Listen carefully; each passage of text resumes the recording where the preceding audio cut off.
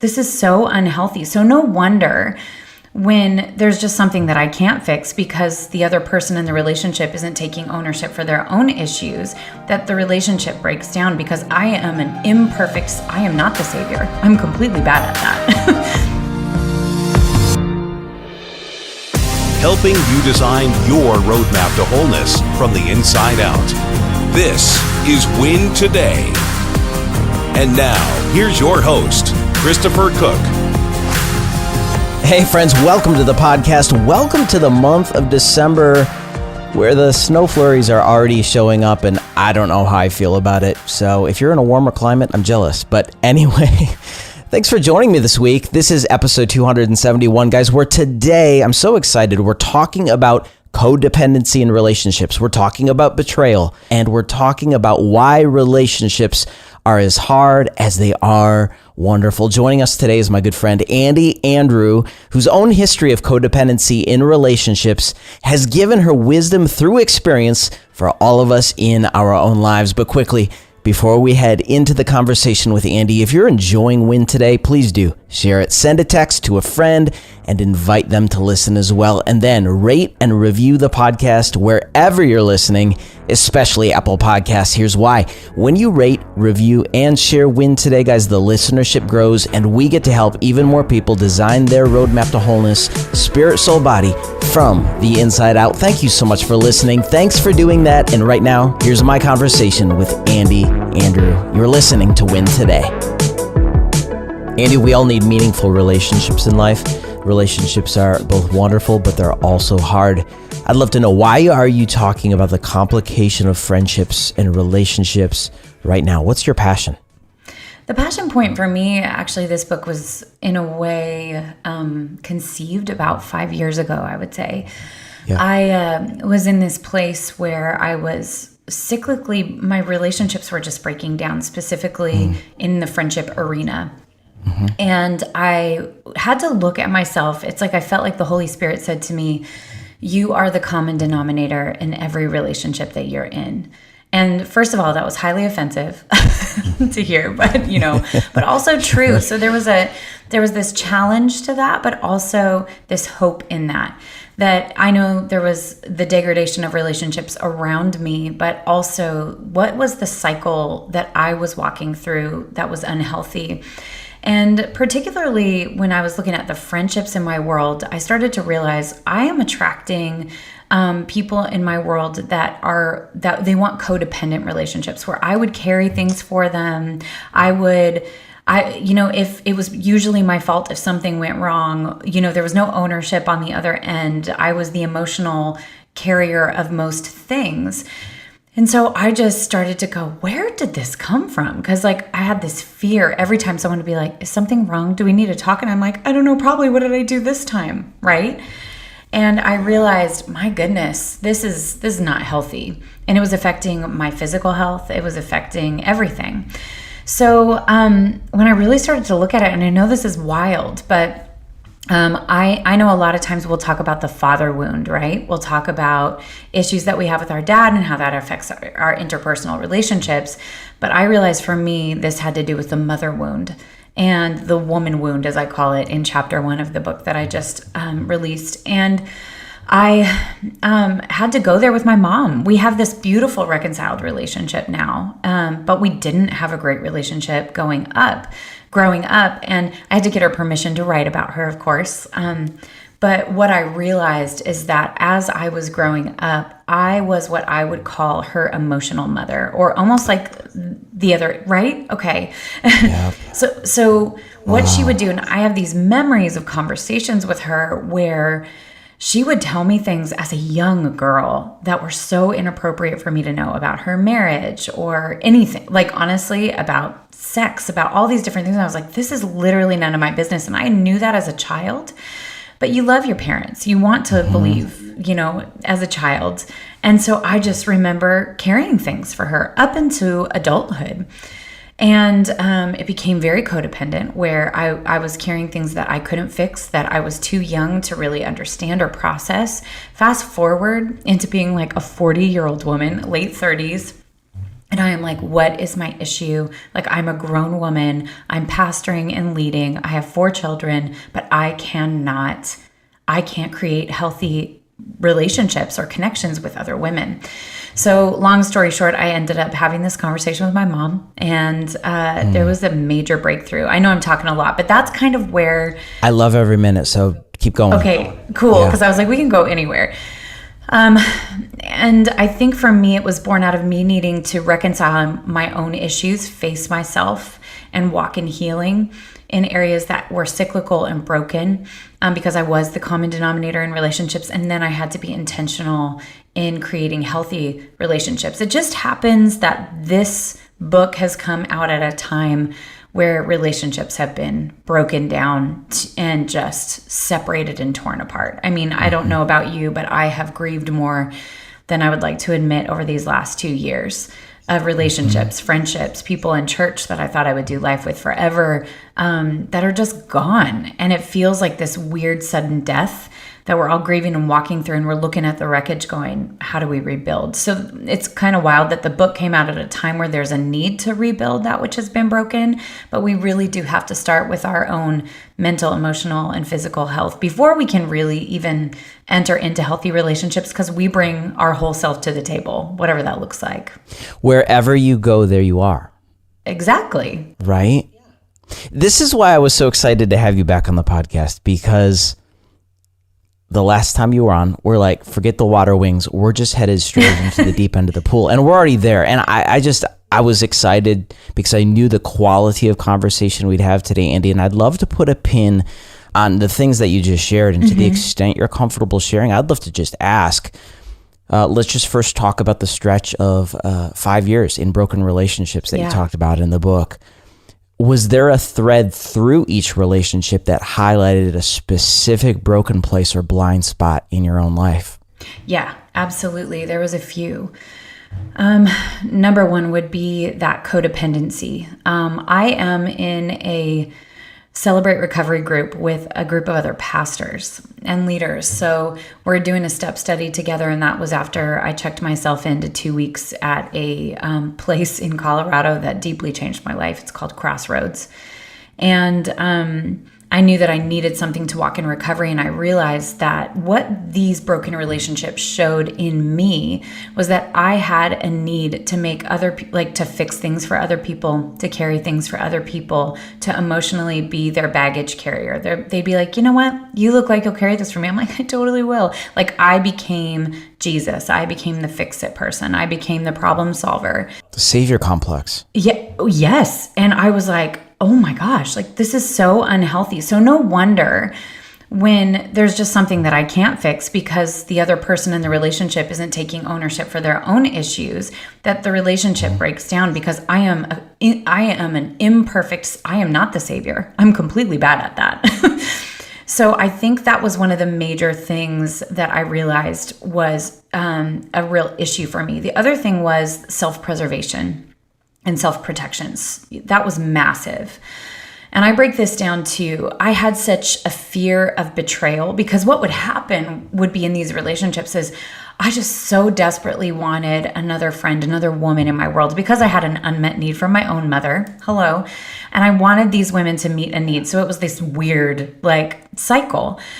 And so when they couldn't meet that need, because again, they're not Jesus, and I expected so much, and then there would be this betrayal, or they'd walk away or be like, I can't do this anymore. Again, grown woman going, why is this even happening to me? I realized what I started to do. It was like, I started to self-preserve. I started to isolate myself. I started to get good at that. And look, I can be in a crowd and look like because I'm extroverted. So I can have a great conversation, but I'm totally self-preserving. So these were some of the major areas that were uncovered for me that I had to get healing in, but then also have to do some things that are counterintuitive sometimes to even solidify that healing. Because we can have a moment of healing where something changes in us, but then we have to steward that healing on a daily basis to continue to walk in it.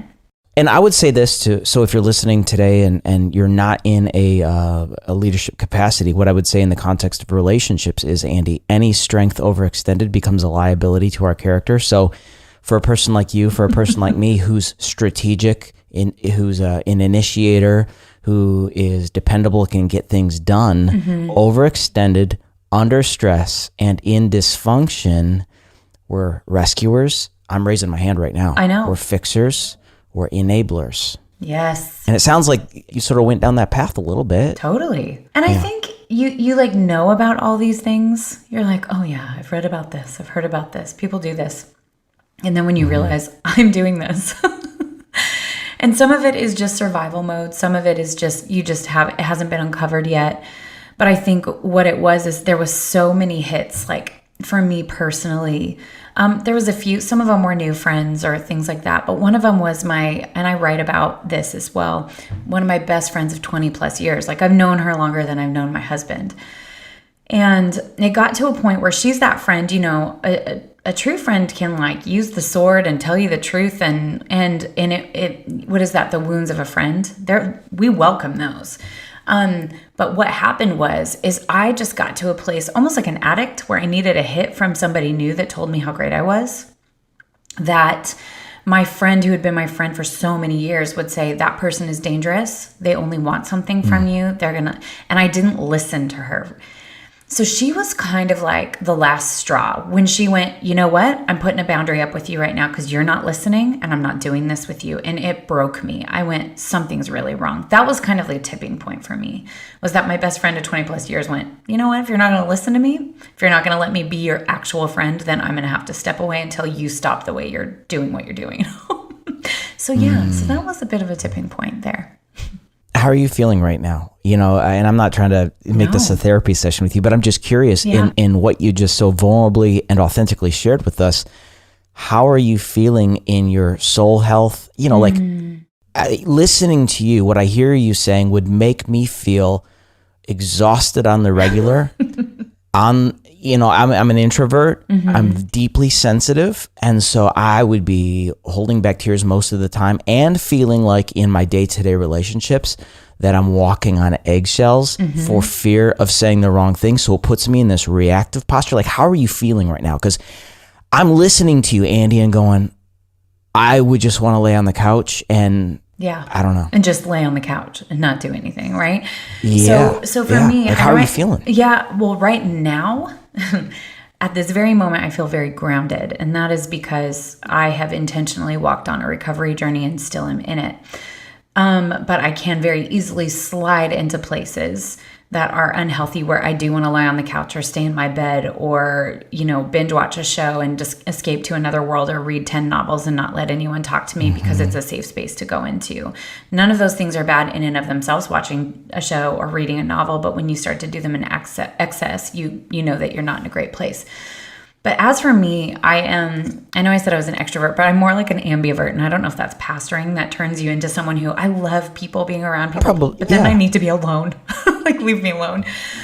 But I would say that throughout the years, how I felt and have felt for years, and now I'm more aware of it and have more margin. I put margin in my life on purpose, is that I get exhausted easy because I'm a feeler too. Like, I deeply feel everything. I'm so aware of everything going on around me and in other people too. I don't know if you're like that as well, but I'm like, you kind of like an antenna, You can walk into a room and go, oh, I feel everyone's things. Yes, same. Yeah. So you have to like really be a person of prayer too to protect that part of yourself.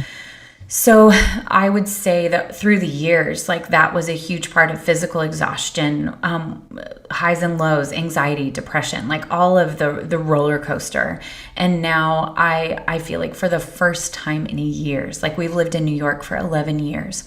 For the first time in years, I would say over this last 8 months, I would say I am in one of the healthiest places I have ever been. I'm exhausted still sometimes, but that's just kids and parents, but I am choosing to have marked Sabbath days off, making sure that if I need to, I take appointments out of my calendar and take care of myself.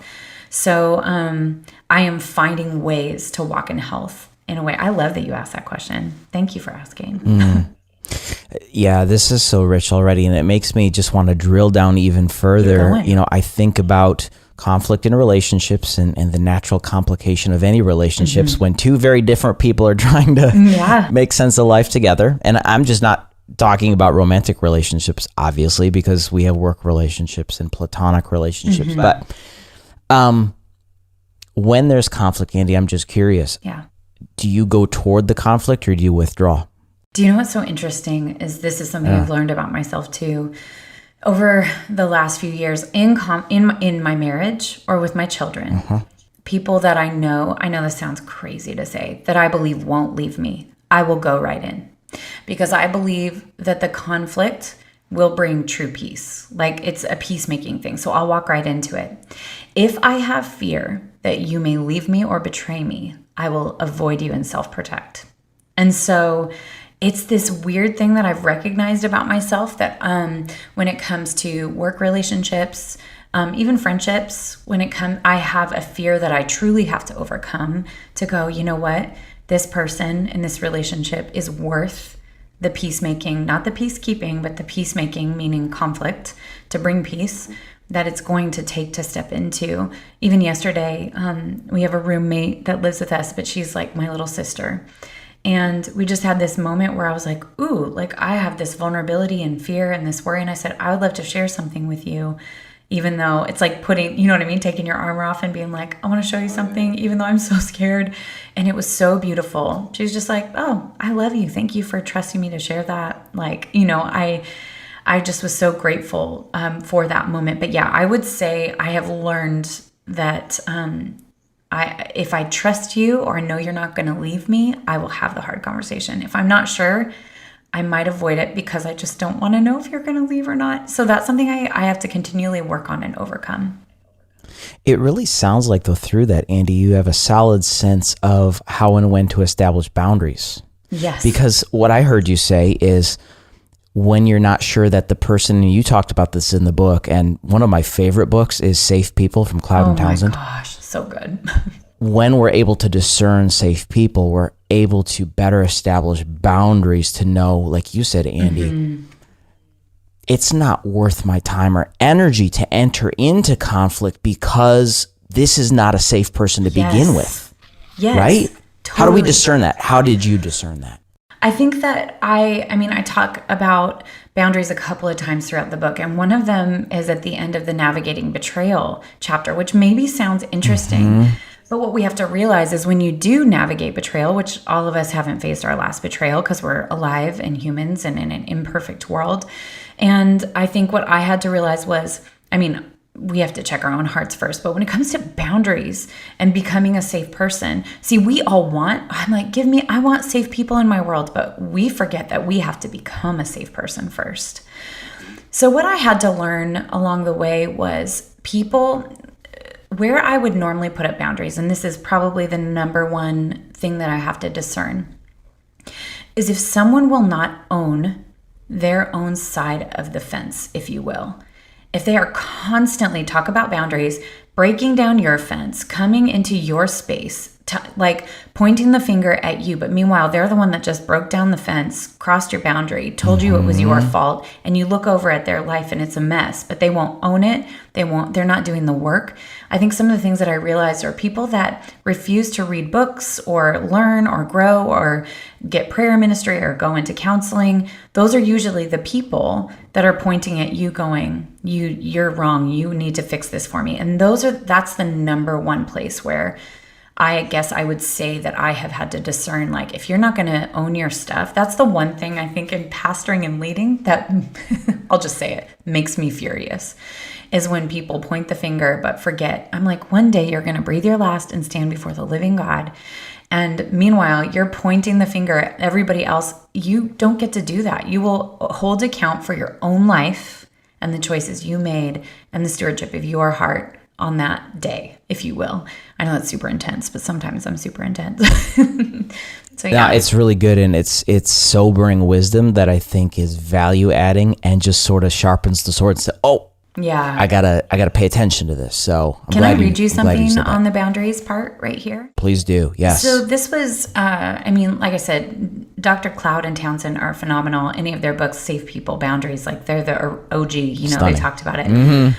But my husband preached on boundaries to our community, and I'm just going to read this to you. I said, my husband preached on boundaries to our community of believers, and in short, here are his reasons why boundaries matter. 1, Boundaries are about valuing ourselves and others. When we practice healthy boundaries, we are empowered to build relationships grounded in love. I'm just going to give you 2 more in there that short. So number 2 is this. He said, boundaries inform us. If someone crosses one of my boundaries, the world doesn't fall apart, but it's as though a warning light appears on my dash. It's information.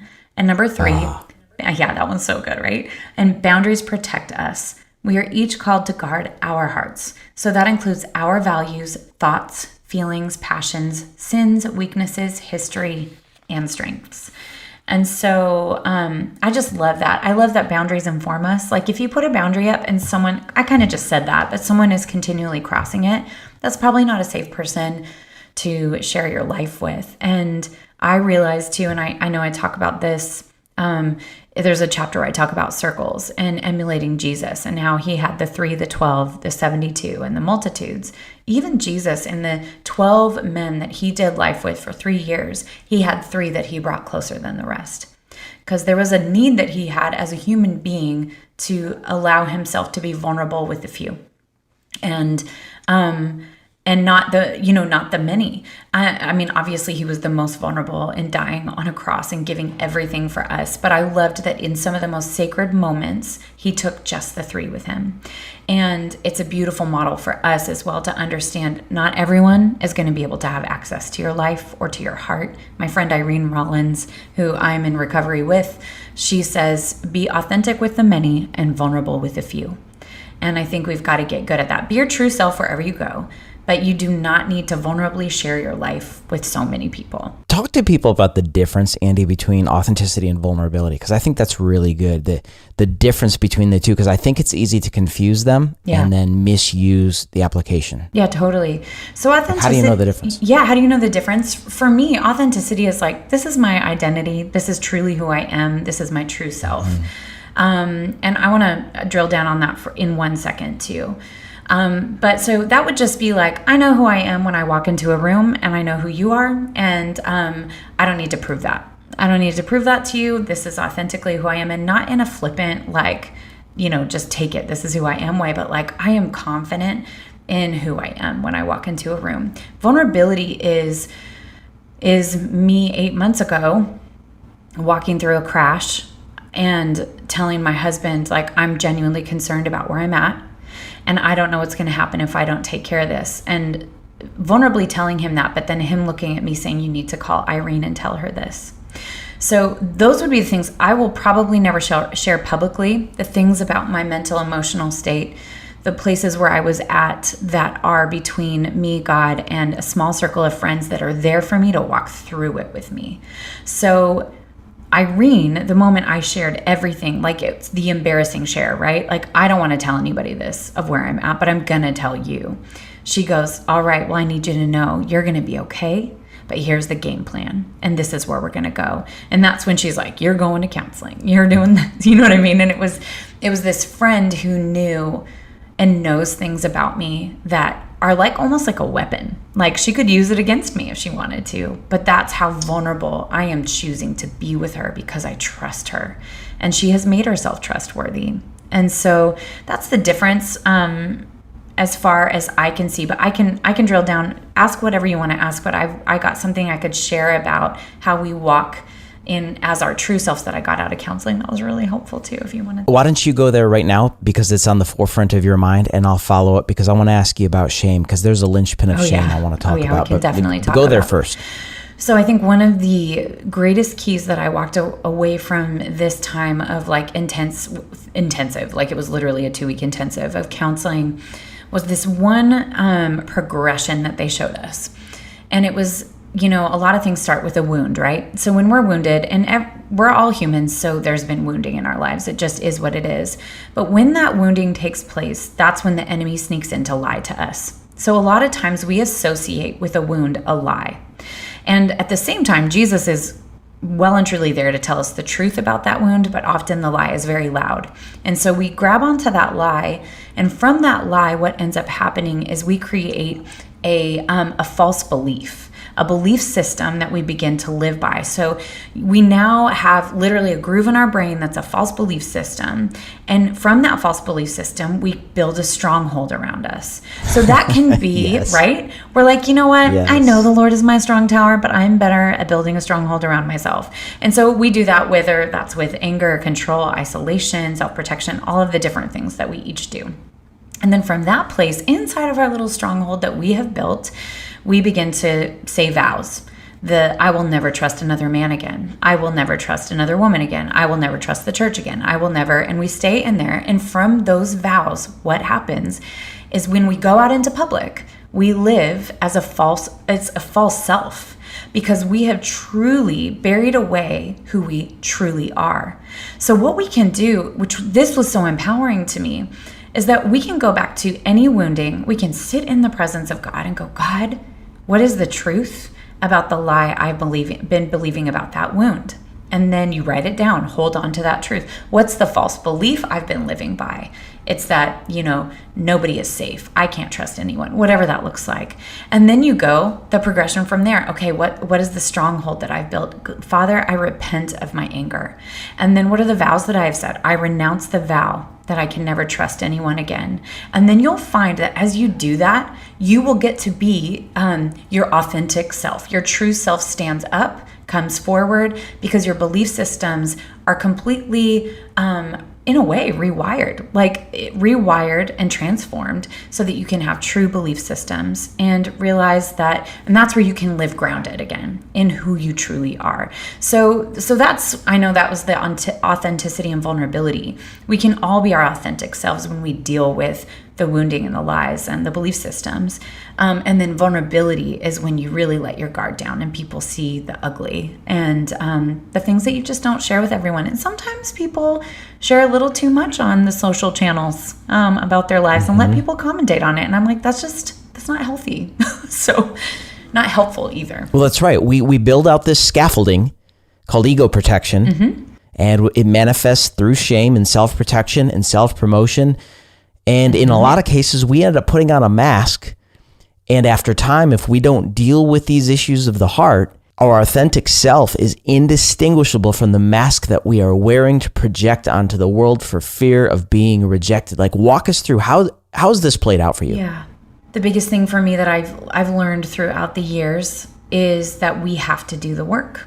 There is this moment, like I said, there's this moment of just absolute life change, of revelation, of hope, of seeing, of understanding, where you're like, whoa, like I see that lie, or I see what the truth is now, or I see who I truly am.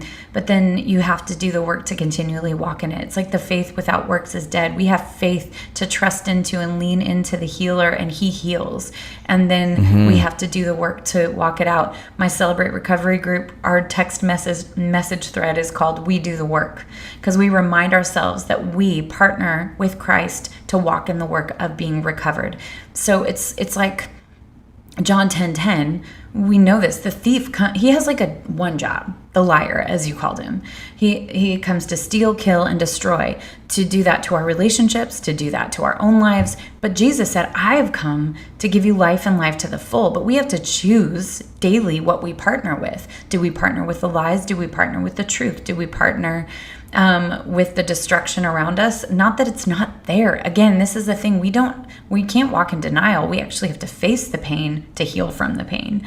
But I just think we have to be so aware of those things. And I think even like with my mom and dad, the brokenness that we had growing up, I got to a point where I went, oh my gosh, like I can't point my finger at them for the rest of my life to say, this is why I do A, B, and C. Like, that's just not healthy. I need to break that cycle, and I need to do the work to dig deep and walk in healing. And so it's just this grow up moment of maturity and ownership that we all have to continue to walk in, even though honestly, it's not fun. Blaming other people is way easier, but painful. That's so true. I'd love to sort of back up in the conversation a little bit, because you talked about circles and relationships, and guys, imagine this. You have your inner circle, and then the concentric circle outside of it is, say, close friends, and then the circle outside of that is perhaps acquaintances. Andi, I'd love to just put a pin in this and talk to you about how relationships change in different seasons of life. So, like, for me, my best friend 15, 16 years ago isn't even in my life anymore. That's so hard. Like our best friends 10 years ago might just be acquaintances today and vice versa. But I think overall, Andi, what I want to say is that relationships change. You demonstrated that.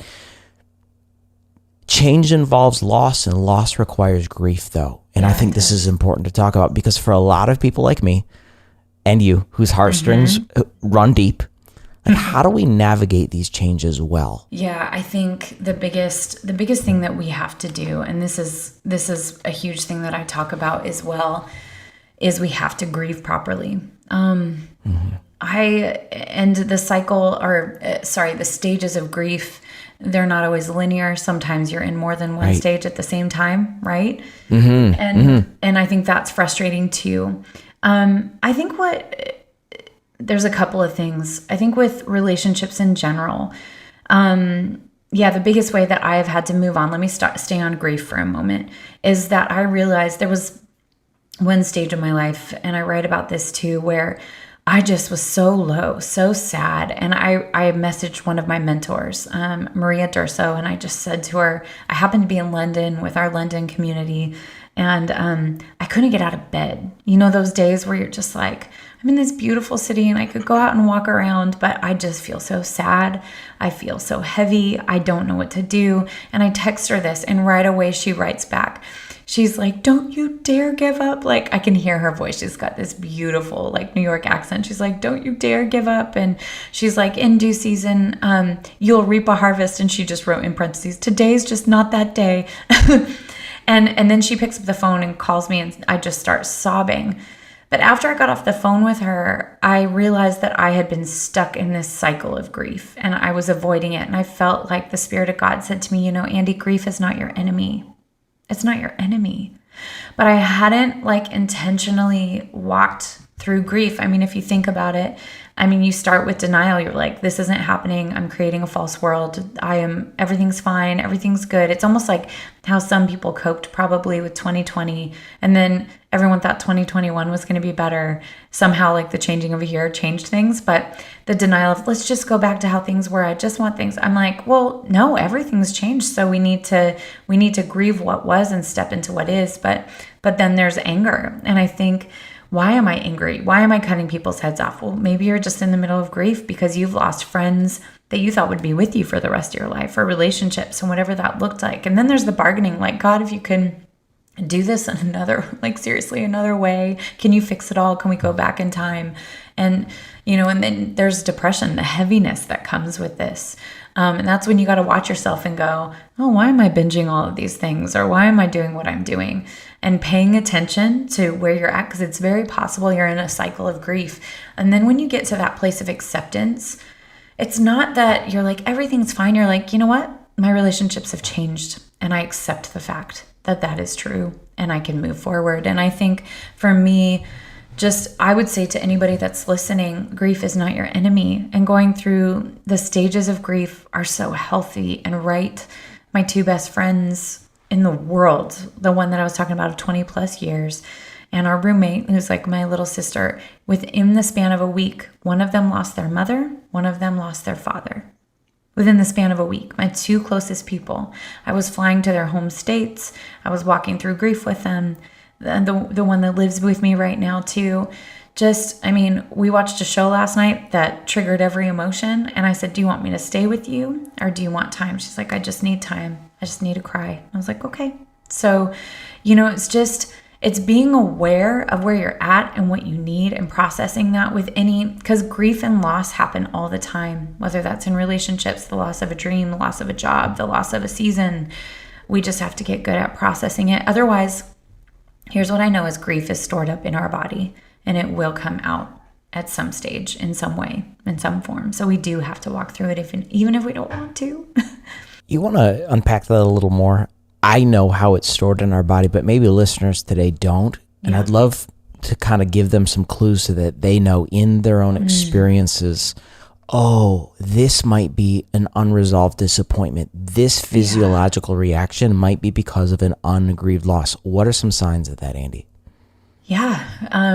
From personal experience, for me, that was, it was actually GI stuff, right? So it was gut stuff, stomach stuff that I didn't even realize, but it was like, because when you feel anxious or worried, where do you feel it? I mean, just think about it. If you feel it right in your gut. Yep, right in the gut.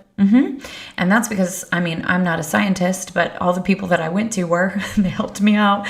But knowing that what happens is the imbalances, things that are released, everything that happens in your gut actually imbalances your whole body. It's like the second brain. They talk about your gut being like the brain, right? So a lot of times where you feel anxiety, where you feel worry is in your gut. And then that can manifest in multiple ways. I ended up getting an extreme infection in my body that I had to go into the emergency room for. It was so random and so humbling and so disgusting.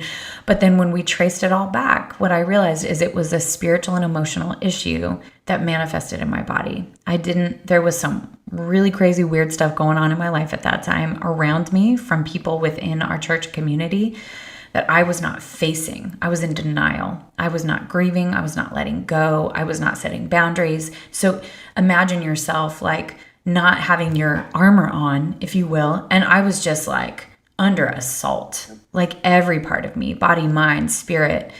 And so my actual physical body started to fall apart. So then when I started to do physical things to eat better, heal, all of that, I lost so much weight. I got so like not great, like weight loss. Like I looked, emaciated, didn't look good. But when I started to get healthy again, so did my mind and my spirit, because I started to pay attention to the things that I didn't grieve properly, walk through properly, and what that looked like. So that's from personal experience. But I've noticed even in my own children sometimes when there's one in particular when he doesn't deal with the anxiety and the pressure of things going on at school or how he feels, or if he doesn't communicate about it, he will start to have like obsessive things that he'll do. So he has to be able to process, oh, I'm under a lot of pressure because now I feel like I obsessively have to do this or obsessively have to do this. And when he is able to talk about the pressure that he feels, it's like this peace comes on him and he doesn't do obsessive things. It's wild, but it's knowing yourself and knowing what those things are that signal to you, ooh, maybe I haven't processed something properly or acknowledged something, or maybe I'm in denial about something. So I would love to hear from you other ways that you have like experienced that, or is that okay that I'm asking you a question? Absolutely. I'll be succinct. My passion for wholeness is because of the experiences I've had in my own life. And what I found is that when my immune system crashed following significant losses, yes, I was going to overhaul my diet, my exercise, the things I was ingesting into my body, but I was also going to go to the deepest part of my person, the wounded soul, the broken spirit, because we're spirit, soul, body. And in order to live an integrated life of wholeness, I had to deal with my everyday knowing that no one domain of my life functions well independent of the other two. What I put in my body affects my emotional health. What's happening in my soul affects my body health. The broken spirit made whole will revitalize my soul and my spirit. So again, we live an integrated life that way. So I can get into the weeds with the details of it, but not to be long-winded, that's sort of the flyover of what happened. And I'll land here. Paul writes this in Galatians 6:9. Be not weary in doing good, for in due season you will reap if you faint not. And what I want to say is, for a lot of people, breakthrough and this deep systemic change, spirit, soul, body, happens not in a day, but daily. Sow the seed today. Make change today. In fact, James Clear says this in his book, Atomic Habits. Get 1% better every single day. Victory is found in the consistency to be committed to win today, pun intended. I love what you talked about. It's so funny. Wholeness is my passion, wholeness and family. And so when you're talking about, I'm like, it's all basically anything I write or do all kind of comes back to that wholeness in Christ. And I think I would say to the person who is listening right now, and today is not their day, and you're actually listening to this podcast because you just needed to take a minute to still yourself, I would just say, give yourself grace today, because God has given you grace for this moment, grace for this day. And a lot of times what we do is we tell ourselves a lie. we say, oh, I don't know about you, but it's dramatic in my head sometimes where I'm like, I'm going to be like this forever. And it's literally just a day or half a day. You may need to take Can I poke in real fast? Can I ask you a question? Yes. Are you an Enneagram 4? Yes. Are you? So no, I'm not. I'm a 1. Okay. But what's interesting is what you're saying resonates with me, and I apologize. I didn't mean to interrupt. I love it. Go ahead. In a path of disintegration, I go to an unhealthy side of a 4. There you go. That's what it is. So I'm like, oh no, why does this resonate so much with me? And so that's what made me think. Well, that's what, yeah. Isn't that so interesting? So I can catastrophize and be like, I just, it's always going to be like this. And it's not true. So when you catastrophize or when you tell yourself it's always going to be like this, you probably need someone in your world that you can just go, hey, I'm catastrophizing. Can you just tell me the truth? That's good. You may need a friend that tells you the truth. You may need something like Chris has where you write it down, you integrate the word into your life because it's living and you go, this is actually the truth. Because how we feel is subjective, truth is objective. It's something to stand on. And so we have to remember that. And that is what has kept me through the years. Because I'm a big feeler. So the truth has been what has kept me. So yeah. I think what I want to say in response to someone listening today is you have things in your life today that are very true. A relationship crisis, a medical diagnosis, a challenge with a child or a spouse or whatever. Those are true things. Faith doesn't require denial of those true things. Right. But what I want to say to you today is that truth is greater than fact. Some things are true, but there is something truer than your true things, which is why we can, as Hebrews 6 says, have this hope, which is the sure and steadfast anchor of the soul, which will not break down. Our soul is our mind, our will, and our emotions, which if you're anything like me, go a little cray sometimes.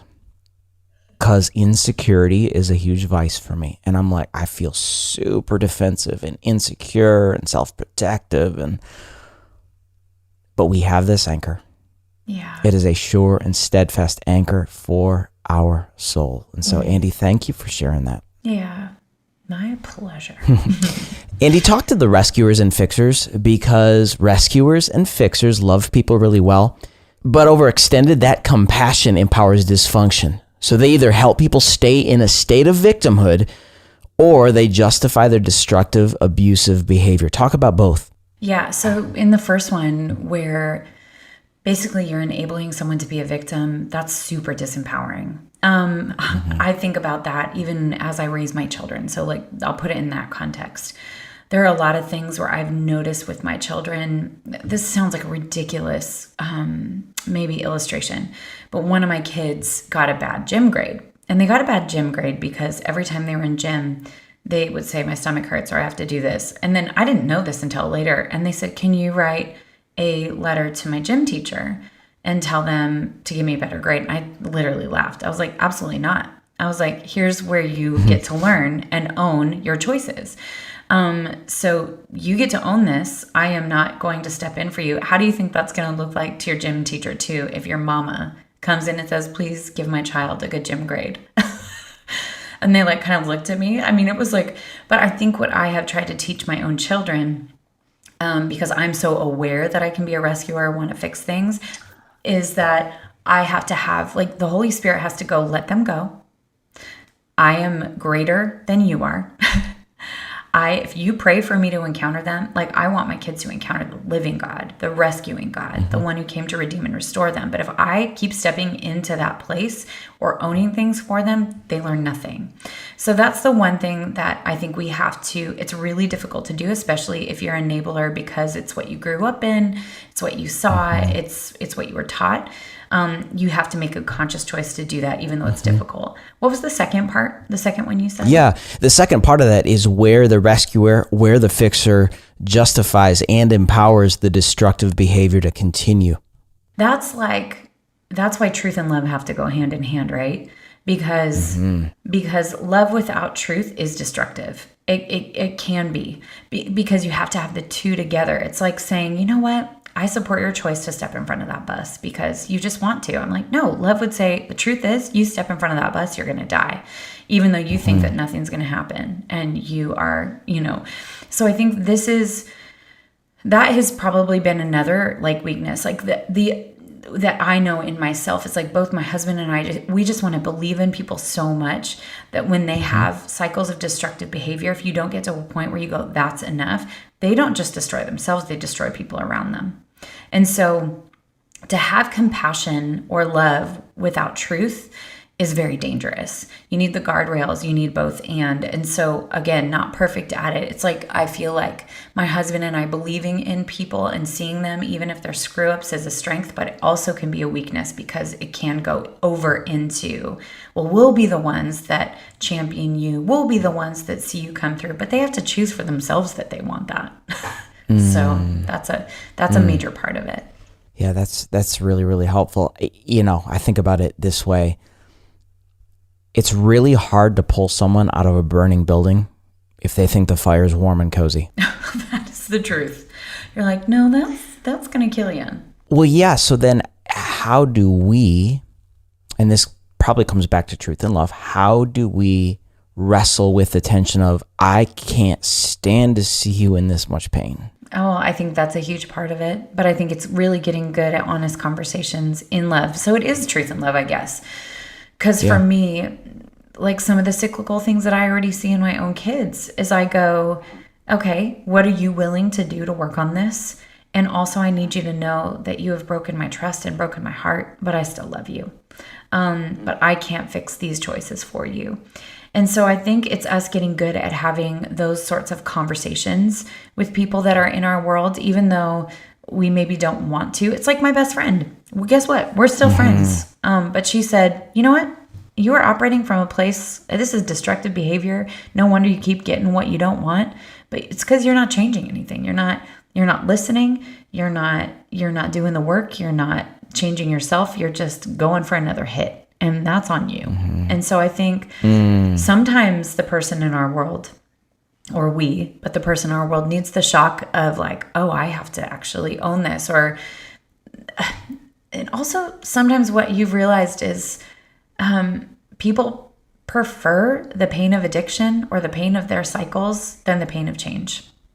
And you can't change that for them. And that's really hard to watch. Again, that might be something that you have to grieve. You might have to grieve somebody else's choices that you really care about because of how it affects you. And so that's really difficult. Wow. I mean, pastoring and leading, you just watch people, you're like, that is a cliff. You jump off that cliff, you're going to die. And they're like, cool, this one, let me try. And you're like, oh gosh. So I think that those are the things that we just have to surrender as well and sometimes grieve and let go of. Letting go of the savior complex. This is where we sort of started the conversation, right? Yep. Early in the conversation, Andi, you took us right to codependency, which is actually a key place I wanted to talk about with you. So I want to just kind of frame this up for listeners because the term codependency is often used super casually to describe relationships where a person is needy or dependent upon another person, but it's so much deeper than that because a person who's codependent plans their entire life around pleasing another person who needs to be needed themselves. So there's the cycle, right? I'd love to hear any more thoughts, advice, or even just wisdom about, number one, recognizing codependency in a relationship and then breaking free that cycle. Well, I'll talk about it in marriage. So I'm married to an amazing man. We both can be, I would say he's more of the rescuer. And in our relationship, if I'm not careful, I'll be the one who's like needs to be rescued and fall into the victim trap. And so, even just recently, we had this for the most part, we are very civil. We have great conversations. We will definitely disagree, but we do it really lovingly. He's not I come from a knockdown, drag him out, like fighting family. He comes from a very sweep it under the carpet family. But also like sweep it under the carpet family and we'll fix everything by getting a lot of stuff done to make everyone feel. Does that make sense? Completely. But I think us realizing, and I've realized this even as of late, some of that can be super unhealthy because if say I have one of my spirals and I'm like emotional, it's my worst day, he'll come in and be like, what are the 20 things I can do to fix it? And I'm like, babe, like I love you. Thank you for trying, but I'm not going to allow you to do that. Like, this is something I need to process through. I mean, I may need you to like empty the dishwasher because I just don't want to do that. But, I think that that's where we have to watch ourselves. And for me, with him, I realized even as a couple of days ago, I had to say a few really hard things. And he's a 3 on the Enneagram. So he really wants to be successful. Like, that's the Achilles heel.